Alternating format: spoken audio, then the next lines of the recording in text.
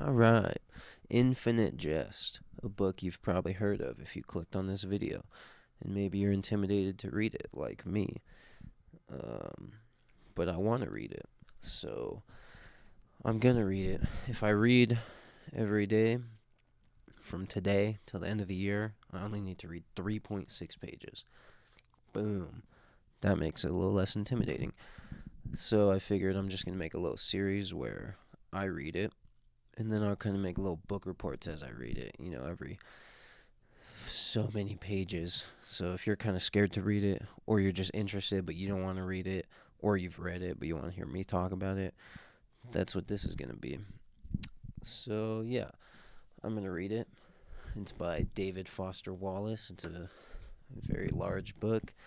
It's apparently fire. It's apparently really good. I don't know a lot about it. It's just one of those books I've heard people say, like, oh, everybody should read it once. Or, but then in the foreword, the dude's like, if you really want to get the book, you gotta read a bunch of times. So, whatever. I read like 40 pages. It took me like a year because I'm really slow and read not very often. But now I'm committing to actually, so I'm restarting, unprecedented. 40 pages deep, and then I restart a book. But I'm restarting. I'm going to read it and then talk about it. So, yeah, if you're interested in this book, you could join me for the next year, or we'll see how long it takes me. But I'm gonna post, I don't know, maybe every day, probably not every day, but probably at least every week about this book, and I'll kind of just talk about what's going on, highlight some quotes, and then you can kind of join the journey, and then we'll both kind of have an understanding of what the book's about. But I'm not like an advanced reader or anything, so don't have super high hopes. But you could just chill out with me. We could kind of read the book together, in a sense. All right. So we started with the foreword. I took some notes. I'm highlighting and I have a notebook. That's how in it I'm getting. All right. Here's the notes. I said in the foreword, which is written by Tom Bissell, whoever that is. I said Tom wrote a few bars in there, but he was trying a little hard, which, yeah, he was. He did have some bars in there. Some good quotes I liked, but I kind of stopped reading it because I have like the 20-year anniversary version, so I was like, dude, this ain't even in the OG book, so like I'm not that worried about reading the whole foreword. But I did highlight some stuff. Just the dude, this Tom guy, he's clearly a Wallace fan, the author Wallace. He's clearly a fan, which is cool. I respect that, but he's just like, oh, this book is like warm honey on the lips on a hot summer day when the breeze hits and then the sand's in your toes. And it's like, okay, I get it. You like how this guy writes, but it's kind of like, I don't know. I was just like, all right, dude, you're going a little hard in the paint. Like, write your foreword, say it's good, but stop going. I don't know. It was just getting to be a little too much. But I did highlight some bars he wrote.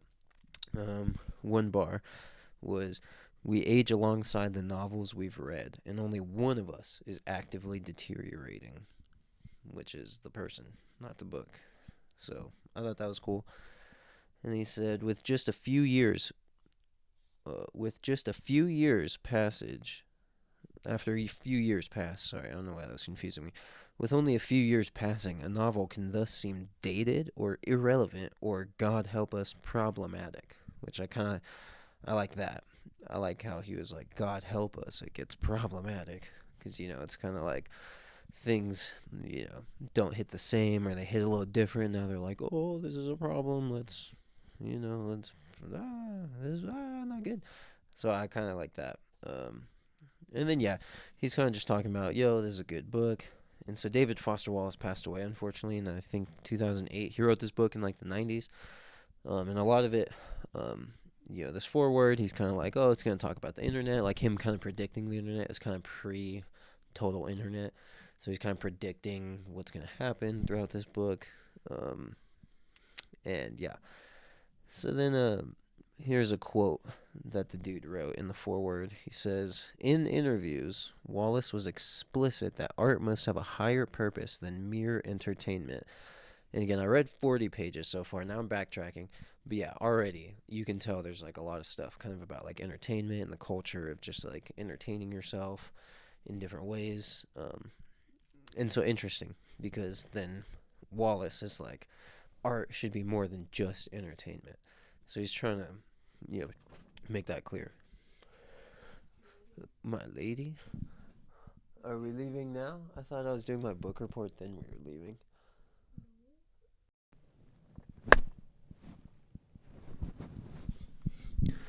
Alright, we're back in the car. Alright, so yeah, dude's just like, you're gonna predict the internet, some stuff that goes on with that type beat. Alright, so forward, pretty alright. Then the dude, Tom Bissell, he's like, how is this novel still so relevant? So he offers like 5 predictions as to how this thing is still relevant. And he's like, maybe it's just so good and so interesting. And he's like, it's not that it's so spot on to everything. Because if it was just a futurist novel, then other people would maybe be having more success too. I don't know. So dude has like 5 predictions as to why this thing's so popular still.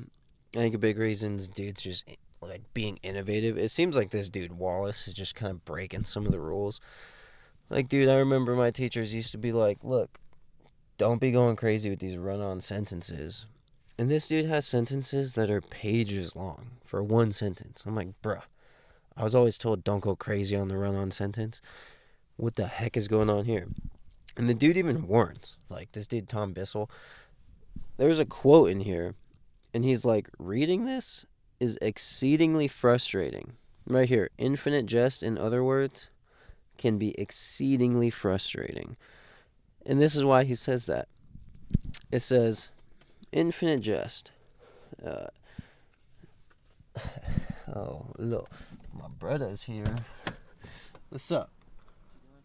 I'm doing a book report. Oh, yeah, remember how I told you about that book report I'm doing? Yeah, you doing it right now? Yeah, I'm doing episode 1, but your hair looks good. But did you cut it, or did you go get it cut? I got it cut. Oh, where? This place in Feeling. Oh, nice. Yeah, it looks good. Did you re-dye it too? Nah, I just kept it.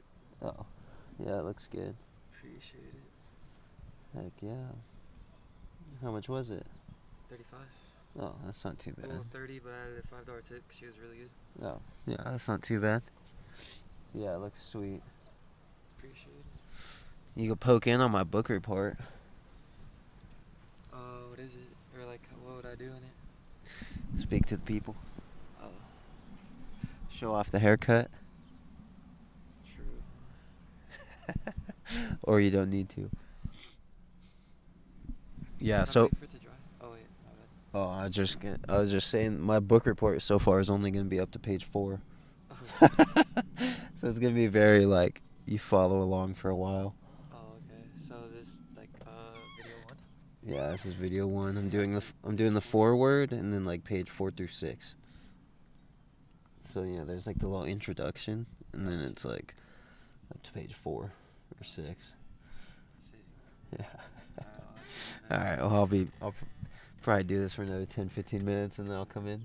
I was thinking it might end up being longer than just reading the book, because if I'm doing a 20-minute discussion on 4 pages, 4 pages. but whatever. Worth it. Yeah, but all right, I'll be in a minute. All right. So yeah, this dude Tom, he's like, bruh, this thing's hard to read.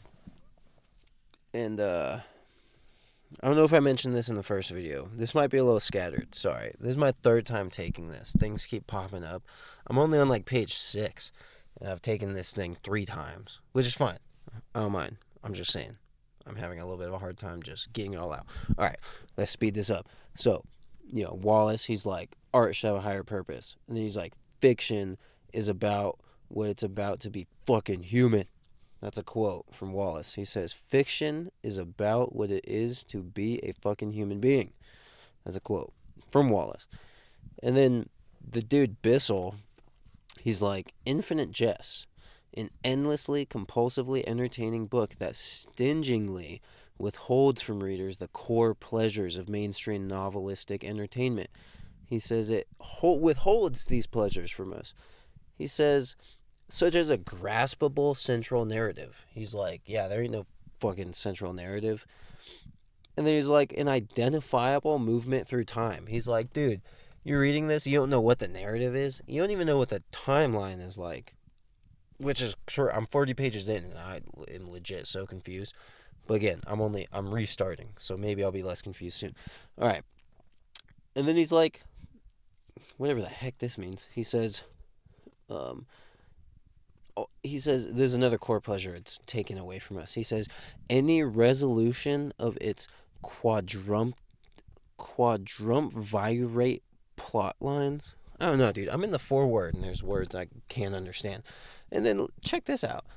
He's like, here's some quotes he quotes from Wallace. He says, aphonia, erumpent, eliotical, nuck slaughter, phalunctomy. And literally right here, this is a quote highlighted. I got highlighted right here. He says made up words. These are made up hot wired words. And he's like, then there's words from footnotes of medical dictionaries, home chemistry words, mathematician words, philosopher words. He says Wallace splunks for words. And then he says he nouns verbs and he verbs nouns. Like, oh my gosh. So yeah, I don't know. That's why I'm intrigued in this novel. Literally, we're on the foreword, and dude's like, yeah, he's nouning verbs and verbing nouns and making stuff up. So it's like, yeah, how are we supposed to keep up? I don't know, especially somebody like me. I barely read books. I'm trying to get better at it. Yeah, and then I'm like, oh, let me get this Bible where this dude's making words up and, whatever. So it seems fun. I'm excited. It just is like crazy. He's just making up words. He's freaking nouning verbs and verbing nouns and freaking whatever. So this is where I gave up on the foreword. Not right there. Okay, look. Here's a bar. He says, here's a thing. Okay, this is a bar from the foreword. Before I gave up. Bissell says, quote, here's a thing that's hard to imagine. Oh, well, so Bissell's wrote this down, but it's actually from some dude named John Jeremiah Sullivan. He wrote this after Wallace passed away. He said, here's a quote, here's a thing that is hard to imagine. Being so inventive a writer that when you die, the language is impoverished. So that's interesting. He's like, dude, this guy's so inventive with his freaking language that the fact that he died, the English language is losing something. We're becoming impoverished from this dude's passing away. So that's interesting. That's crazy. And yeah, I could see why. This dude's nouning verbs and verbing nouns. He's freaking pulling things out of a wooden shoe and just... He's like, yep, here we go. But okay, this is where I gave up. I highlighted the moment that made me give up. Because this dude, Bissell, he's like, I'm a big fan of Wallace, but I don't really have a grasp on his spirituality or his religion or what he believes. And then he's like, but I think it's a mistake to view him as anything other than a religious writer. His religion, like many, was a religion of language. Which, sure, I don't know, maybe that's a bar. But this, I wrote notes. Look, in the margin, I wrote notes. This is what I said. I said, kind of sus. This dude's writing... I said, kind of sus. The dude writing the intro is being a tryhard. Am I wrong? Just call him daddy at this point, bruh. Which maybe that's aggressive. I don't know. I just feel like he's like, oh, his religion is language. And then he's like, oh, it's like warm honey on cold lips in a summer day. And I don't know. I was just like, look, dude, I get you're writing the foreword of this crazy book. But like the stuff before was sick. You're just like, yeah, dude, this guy's crazy. He's nouning verbs. And then he's like, oh, his religion is words. Because I don't know. Maybe I'm being a dick. I just was like, all right, whatever. So yeah, he gives all these theories. He's like, this is why it's so, still stick around. And I was like, all right, whatever, yeah. Here's my theory why the book's still popular. It's good. So let's read it. All right, let's read it. I've got notes. Sorry, this is kind of long. Again, this will get a little better. But, you know what? Join me for the ride. All right, let's go through pages 4 through 6. Now that we're, over 10 minutes into a video, let's cover pages 4 through 6 of this book. Part 1, Sidetracked Reads. Henny reads a book. Let's go. Here, I'm just gonna summarize what goes on, and then I'm gonna point out some quotes. Here's the summary I wrote. Dude's in an office. His name's Hal. He's in an office. There's a bunch of important people sitting around him. There's this dude, Mr. DeLint. He's next to him. Dude's at a college. Hal's like an elite tennis player. 18 years old. He's about to graduate high school. Dude's elite. He rocks at the tennis game. He rocks so much. He's got tennis on the brain that at one point he quotes. He's like looking at this dude's sunglasses. He's like, oh, his sunglasses are court shaped. And I thought that was kind of funny. Because he's like, oh, friggin'. He has court shaped sunglasses. It's like, all right, dude, this guy's a tennis nerd, which I get. I love tennis. I'm a tennis dude, too. That's why when I started this book, I was like, oh, shoot, tennis. I like tennis. So I thought that was cool. All right, so he's in the office. He's with a bunch of these important people. The important people are like deans of this school.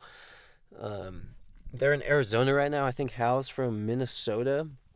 But they're in Arizona because dude's down there for a little tennis tournament. He's crushing it. He's going to play tomorrow, like 8:30 a.m. They're talking to him, and they're basically trying to give him a scholarship to this school. They're like, dude, look, you kill it. You're good at this sport. So how about you come to our college? And then dude's here. So look, all right. Dean's talking to him. They're going through paperwork. And then while they're going through paperwork and talking to him, like, it kind of seems like something's up with Hal. He's kind of looking around. He's like observing people in a weird way. He's like, oh, you have a lot of freckles on your face. Oh. At one point, he's like, you have a lot of eyebrows. He's like, why does one dude have so many eyebrows? So, first hint that maybe this dude Hal is kind of bugging. He's kind of tripping on a little bit of sauce or a little bit of something. I don't know what's going through his system, but a little something's got him feeling a little turnt. Because he's just, he's chilling, whatever. And so, he's also not talking. These people are talking to him. And they're just like, dude, why aren't you responding to us? And this dude, Mr. DeLint, is talking for him, I believe.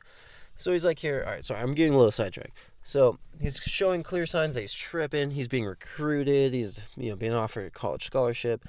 And then people are just like, talking to him. He's just looking around. He's zoning out. He's observing. He's clearly tripping. He's like making weird observations. He's like, oh, like look at this quote. He's like, I think, he says, oh, this is a bar right off the top. Here's the opening sentence. I am seated in an office surrounded by heads and bodies. My posture is consciously congruent to the shape of my hard chair. That was kind of a bar. Consciously congruent with the shape of my chair. Like he's like, I'm aware how hard this chair is. My body's taking the shape of it. I don't know. I thought that was a bar. Yeah, he's surrounded by these deans. All right, whatever. Hal is not speaking for himself. This dude, DeLint, is speaking for him. Also, Hal's uncle is the headmaster of this college. It seems like his uncle's wearing loafers. Their feet are like next to each other, and his uncle's feet are like shaking. So it seems like his uncle's a little nervous. Maybe because the dude's tripping. I don't know.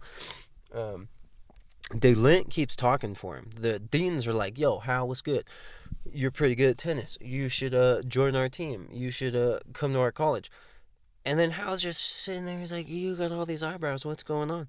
And then they literally ask him. They're like, dude, Hal, are you okay? Are you okay? They ask him, are you in pain? And then DeLint's like, yeah, dude, he's fine. He's good. He's just nervous. And then the deans are like, dude, let him talk. Let him talk. You keep talking for him the whole time. Like, shut your mouth and let him talk. Part of the recruiting process is knowing that this dude can talk. And so they're getting kind of annoyed. And then the deans are like, look, dude, not only are you not talking, but I have a question for you. So you better start talking. He's like, your test scores suck. He's like, in the past 3 years, you had A++++. In the last year, you're falling off. In your verbal score, I don't really know what that is, but he's like, your verbal score sucks. Like, it's pitiful. And he's like, what the heck? And then he's like, dude, your test scores are so bad. And he's like, why are they so bad? And then all the attention changes and boom, focuses on Hal. And Hal starts kind of bugging. He's like, oh, fudge. Because look, let me find these quotes. It says, my chest, it's going a little first person. It goes, and this is how observant he is. Look, dude. He goes, my uncle beams and straightens a straight watch band. And then he goes, 62.5% of the room's faces are directed my way. Pleasantly expectant. He's like, dude, he's in the room with like 5 people. And he's like, 62.5% of these people are looking at me. Like, see, dude, this guy's being all analytical. He's being a little weird. Which, whatever. Kudos. But I'm just saying. Like, that's how this dude be. All right. And then right here, he goes, my chest bumps like a dryer with shoes in it. More of a simple simile than some of the other ones he goes a little crazy about. But that's a good, you go, boom, boom, boom, boom. Little dryer with a shoe in it. He's like, dude, I'm bugging. Everybody's looking at me. I'm like, oh, fuck. And then he's like, they're sort of directing their expressions at me. And then he's like, there's a new silence in the room. And then the dean's eyebrows go circumflex, whatever that means. They go circumflex. Everybody's looking at him. He's just tripping. And then that's where they're like, dude, are you okay? And then, the uncle keeps chatting. What's up? I'm almost done with this, but what's up? There's eggs. Oh, like chicken eggs? 2. Wow. That's sick. Did you pick them? No, I'm not going in there. Yeah. Well, that's cool. I'll come look at them in a minute. I'm like almost done with this. I have like another. Your dad wants them to turn into chicks. Yeah, they might want to turn into chicks. I don't know. Could ask my dad once he's back what he wants to do with the eggs. I'm gonna help Dorothy dye her hair. Okay, bet. You can speak to the people since you want to be a couples channel. There's eggs. Say it into the mic. Say it into the mic. There's eggs. Yep, you heard it here first. There's eggs. All right, but I'll be in a minute. Did William come see you? Yeah, I saw his hair. It looks pretty good. But yeah, he didn't really speak to the people, but he came and maybe like you might see his face. Okay, well. I'm like 25 minutes in and I'm only 4 pages deep in this book, so it's kind of crazy. But I guess that's fine, right? Sure. Maybe wouldn't make each episode over 30 minutes. I wouldn't either, but episode 1 I guess is fine, and maybe I'll chop it down a little bit. Okay, All right, love you. Okay, sorry. Let's get this going, dude.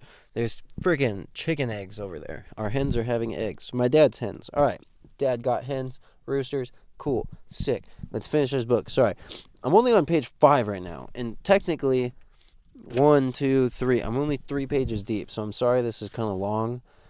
I'll get a little better. It'll be a little shorter. You know, I don't know if I'm going to do 3 pages at a time every time. But look, dude, this dude pops off, I guess. He's a good writer. So you know what? Maybe we need a 25-minute video for 4 pages.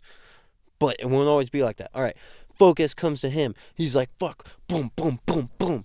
There's a shoe in his chest. And in his chest is a dryer, and there's a shoe in it. And then, yeah, oh, dude, and the uncle seems nervous because he's like, oh, dude, he's so good. He's like, let me say, how's excited? He was excited to be invited for the 3rd year. Duh. And then he's like, oh, there's not even Fat Vikings singing. Like, of course he's excited. And whatever. So the uncle's just, like, saying bullshit. Like, because clearly the uncle is a little nervous. Because the uncle, or I don't know if it's, somebody's fucking nervous, dude. They're like, look, they told Hal, don't even talk. They told Hal, don't even talk. Just let me do the talking. So I don't know what this dude's problem is. And now his verbal scores are going down. And the dude's like, what's up with your verbal scores? And then he's like, look, we're popping. Like, you rock. But, like, you gotta talk a little bit. You know? And then, let's see. The issues with the applications from you, how involve some test scores. Your test scores are subnormal. And then, see, look, here's this guy's funny. You know, Wallace, author of this book, he's kind of funny. Because listen to this. And it's just like how observant this guy is. He's like, okay, look, here's a funny line. The dudes are talking, the deans like lean in to talk to each other. And he's like, there's a teepee of skin and hair. I thought that was kind of funny. Because he's like, oh, they're talking, teepee of skin and hair. I don't know. I like that visual. And then look, it says, it's clear that this really pretty, sincere yellow dean, he keeps talking about this dean who's kind of yellowy, and I think he insinuates maybe the dude's on something, too. I don't know. He said, it's clear that this really pretty, sincere yellow dean at left of admissions and he's surely the little of. All right. I'm not even going to try with that sentence. And it says, because the facial creases of the shaggy middle dean are now pursed in a kind of distanced affront. And this is his quote. He said, dude, the crease on his face looked funny. And he says this is what the crease on his face make him look like. He says, I'm eating something that makes me really appreciate the presence of whatever I'm drinking along with it. Look. That's the look this guy's giving. He says this guy has I'm eating something that makes me really appreciate the presence of whatever I'm drinking along with it look. That's how the dude looks. That's a crazy thing to say. Well, I respect it. Okay. And then, this is pretty much where it goes off. This is where I stopped reading for now. I'm only 3 pages deep. Look, 3.6 pages a day. Finish the book by the end of the year. I'll try to read a little more, but I'm slow. And I'm going to keep making videos. So look, that was forward. Now we're on to page 7. So come back for page 7 to page something else after that. But look, I do want to highlight, because clearly I can tell this dude kind of snaps with his writing. He's interesting. And here, I want to read this little passage. I'm going to try and read it. Okay. Let me try. He says, so they're just talking to him. They're like, look, Hal, are you okay? So this is right after they say, Hal, are you okay? And then the uncle, or whatever, the dude's like, dude, he's fine. He keeps talking for him. He won't let Hal speak, and they're getting annoyed with him. They're like, dude, he's fine. Whatever, Hal's fine. And then after that, this is Hal's thinking.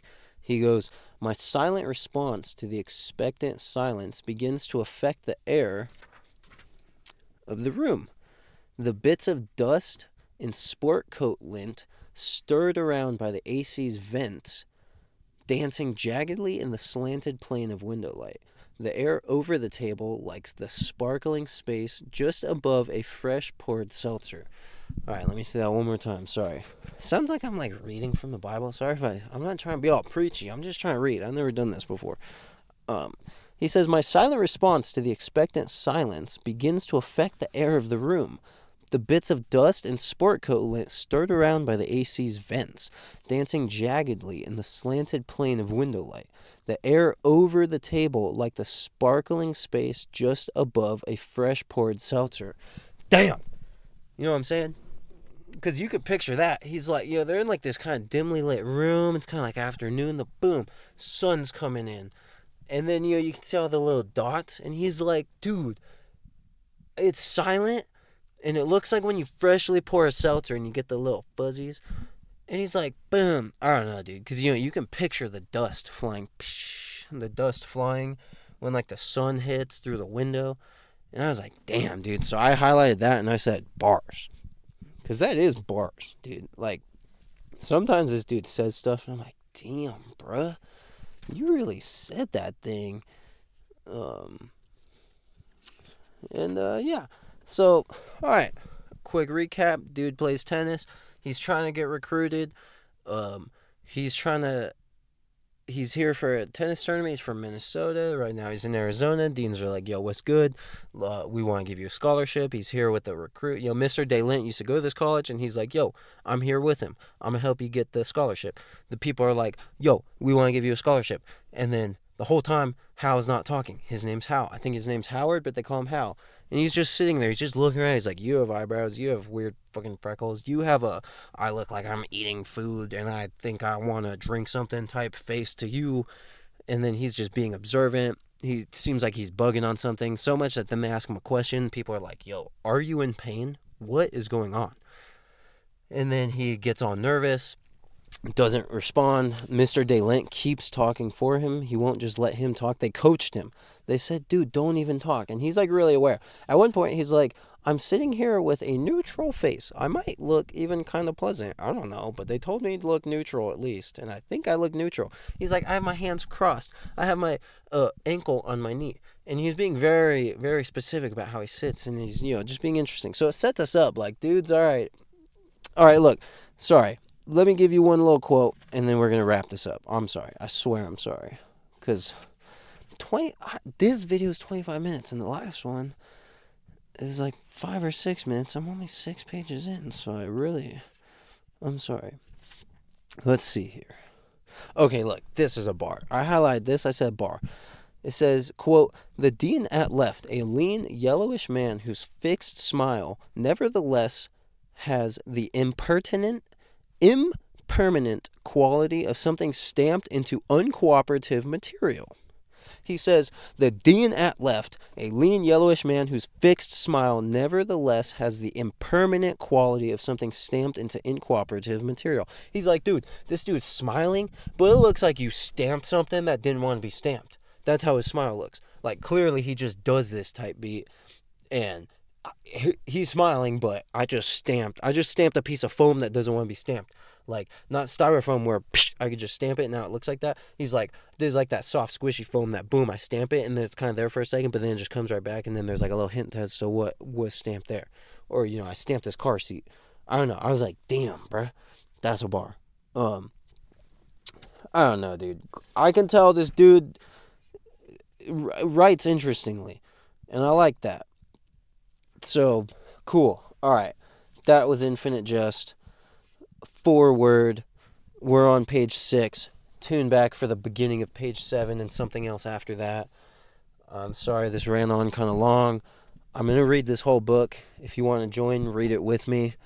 And then, you'll get my perspective. I don't know if I'm really going to pick up all the craziness. I don't know. I don't know if I'm going to interpret it right. I'm not the most advanced reader, but I'm going to do my best. The next one won't be as long. Thank you for join the journey. It should be fun. All right. I'm done. We are done. Cool. Henny reads a book. Sidetrack reads a book. Infinte Jest, episode 1.